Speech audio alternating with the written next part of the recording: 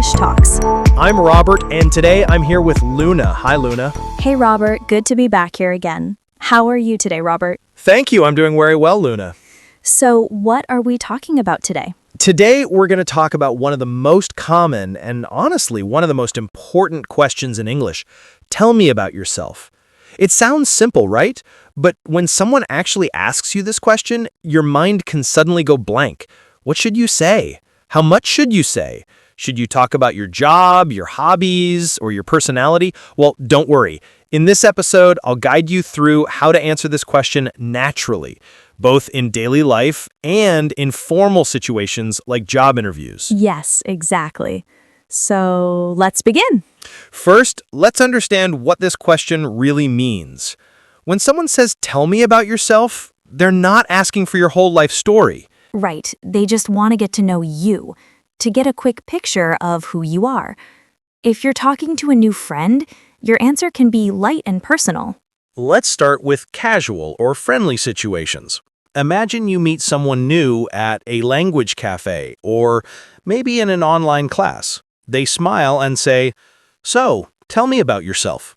Yes, here's a natural way to answer. For example, my name's Luna. I'm from Canada, and I'm studying English because I love learning about different cultures. In my free time, I enjoy reading novels, taking walks, and listening to podcasts like this one. You've nailed it. Simple, friendly, and clear. You're giving just enough information. Now, let's look at the formal or professional situation, like in a job interview. Here, you want to show confidence and structure your answer clearly. A good way to remember the structure is this three-step method: present, past, future. Yes. First, you start with your present, who you are and what you do now. Then, your past, what experience or education brought you here. Finally, your future, what you're looking for or hoping to achieve. Here's an example. My name is Robert, and I'm currently working as a marketing assistant at a small company. Before that, I studied business administration at university, where I developed a strong interest in digital marketing. Now, I'm looking for a new opportunity to grow and take on more challenges in this field. This answer is short, structured, and professional. It gives a clear story, past, present, and future. Let's talk about common mistakes people make when answering this question. Mistake number 1, talking too much. Some people start from childhood and never stop. That can confuse or bore the listener. Remember, keep it simple, around 1 minute long. Mistake number 2, being too general.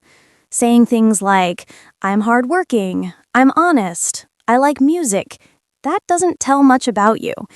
Instead, give small examples or stories.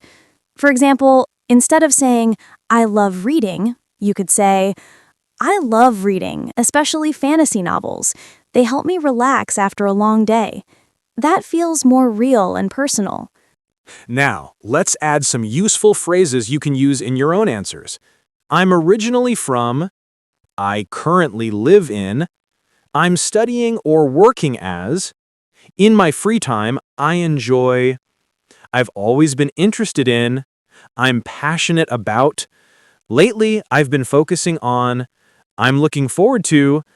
You can mix and match these to create your own version. Got it. So basically, short, specific, and natural. Of course, Luna. Go ahead and show us another example. Hi, I'm Luna. I'm from Canada, and I'm studying English and Korean right now.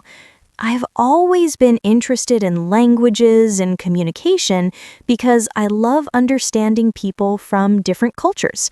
I've been teaching English for about 5 years. I studied linguistics at university. In my free time, I like reading romance novels and going for evening walks. In the future, I'd love to work in an international company or as a translator. That's such a good one. It's clear and shows your goals. You used emotion, but it's still professional. Perfect balance. Yes, thank you. So that's all for today's episode. We hope you enjoyed it and learned something new. Thanks for listening to today's episode of Soft English Talks. If you liked it, don't forget to subscribe for more gentle English lessons every week. And remember, your story matters, and learning to tell it confidently is the first step toward expressing your true self in English. See you next time.